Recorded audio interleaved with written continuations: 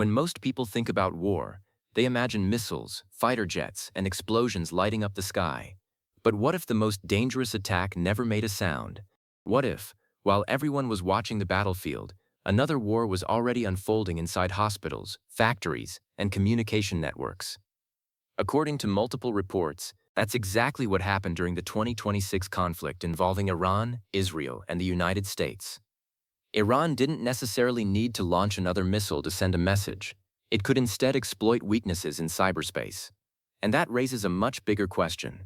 Is America's greatest vulnerability no longer on the battlefield, but inside its own digital infrastructure? For decades, military power was measured by the size of an army, the number of tanks, aircraft carriers, and fighter jets a country possessed. But today's conflicts are very different. Nations are increasingly fighting on a battlefield that most people never see: the internet. Cyber warfare has become one of the most powerful weapons available to modern states. Instead of destroying buildings with bombs, hackers can shut down hospitals, interrupt communications, disable factories, or steal classified information, all without crossing a physical border. Unlike traditional weapons, cyber attacks are relatively inexpensive, difficult to trace, and capable of causing widespread disruption. A small team of skilled hackers can sometimes inflict damage that would otherwise require billions of dollars in military equipment. This shift has fundamentally changed how countries compete with one another. Asymmetric warfare means finding ways to challenge a stronger opponent without fighting on its terms.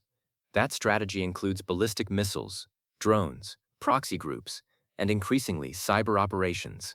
For more than a decade, Iran has expanded its cyber capabilities, creating groups capable of espionage, disruption, and attacks on critical infrastructure. According to reports, when fighting erupted between Israel, the United States, and Iran in February 2026, cyber operations accompanied military strikes almost immediately.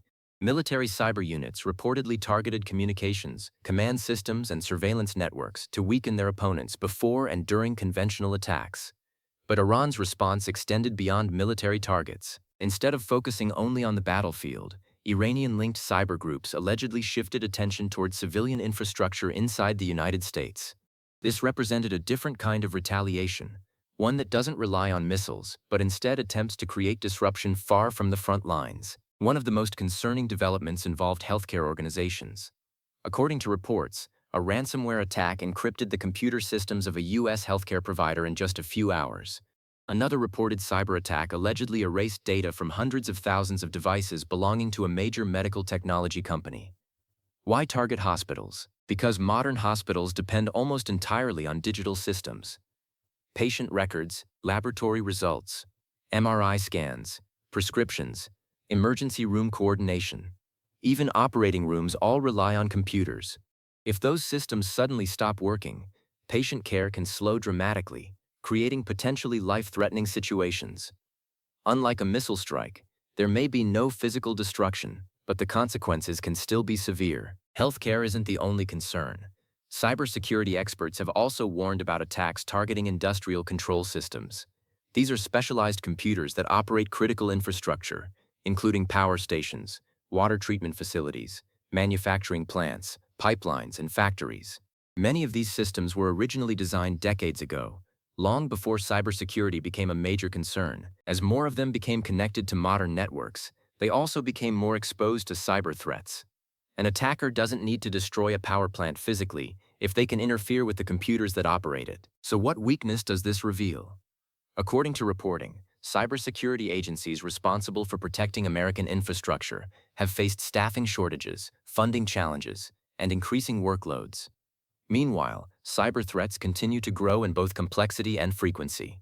Unlike military bases, much of America's critical infrastructure is owned by private companies. That means defending hospitals, utilities, transportation systems, and factories requires coordination between government agencies and thousands of private organizations. Protecting such a vast digital ecosystem is an enormous challenge. A missile attack is easy to recognize. Explosions happen immediately. Governments know they've been attacked.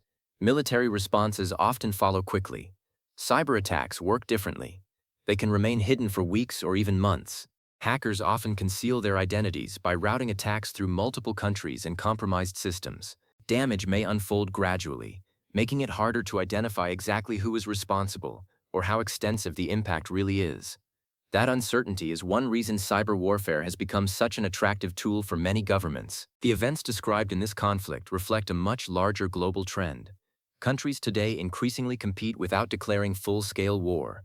Instead, they rely on cyber operations, economic pressure, intelligence gathering, sanctions, and disinformation campaigns.